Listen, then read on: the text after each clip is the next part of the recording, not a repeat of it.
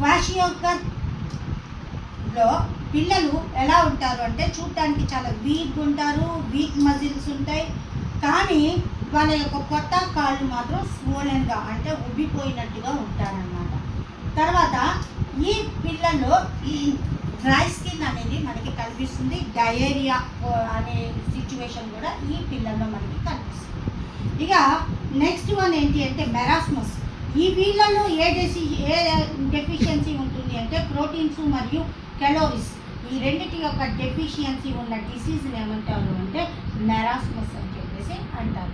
ఇక్కడ పిల్లలు ఎట్లా కనిపిస్తారంటే బాగా వీక్గా కనిపిస్తారు, వీక్ మజిల్స్ కనిపిస్తాయి, డయేరియా పొజిషన్ కనిపిస్తుంది, తర్వాత డ్రై స్కిన్ అనేది వీళ్ళల్లో కనిపిస్తూ ఉంటుంది.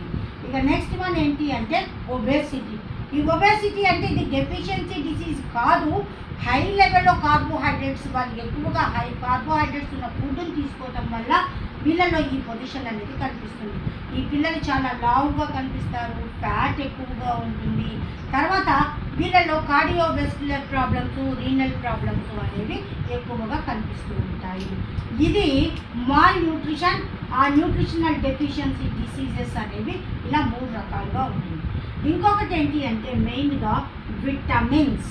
ఈ విటమిన్స్ అనేవి ఈ డెఫిషియన్సీ డిసీజెస్ అనేవి కూడా మనకి కనబడుతూ ఉంటాయి.